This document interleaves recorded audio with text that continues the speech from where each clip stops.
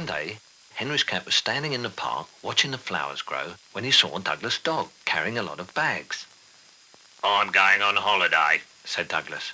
I'll send you a postcard. Cheerio. And off he went, happily. Oh, going on holiday, thought Henry's cat.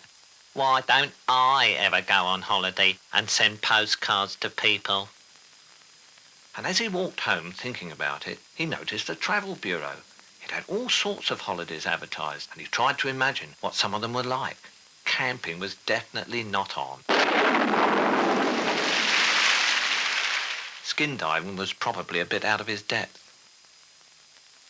Climbing was rather an uphill sort of job. At least one had one's feet on the ground with skiing.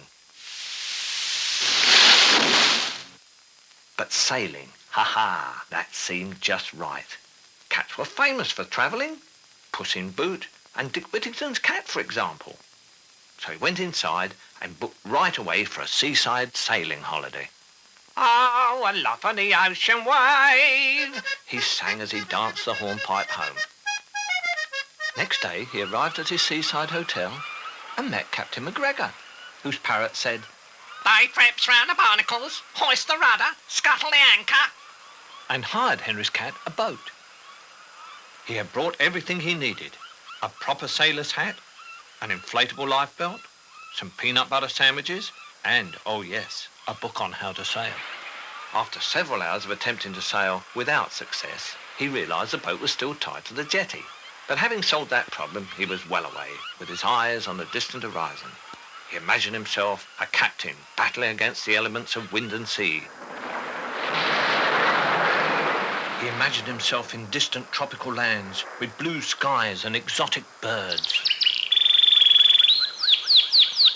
He even imagined himself meeting King Neptune under the sea.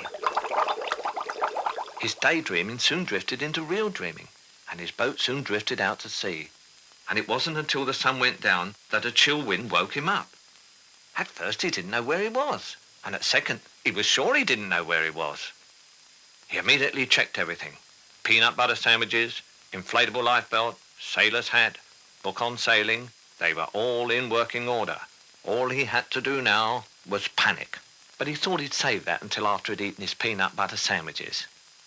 He now felt confident enough to panic. So putting on his life belt, he stood up, saluted and shouted, "Oh, help, help, I'm drowning," and fell over the side into the water, where he floated around for an hour or so, wondering what came after panicking. Well, he was still thinking about it when a fisherman's net pulled him in along with a lot of fish. And he was thrown into the hold of a fishing smack and packed down with ice. When the catch was unloaded, he was frozen solid. He soon thawed out in the sun, however, and immediately packed his bags for home, feeling he needed a long rest before taking a holiday again. When he arrived home, the first thing he found was a postcard from Douglas' dog saying, having a lovely time. Wish you were here. "Well," said Henry's cat, "sometimes it's better to travel hopefully than to arrive. And throwing the card away, said, And sometimes it's better to stay at home." and retired to bed for the rest of the day.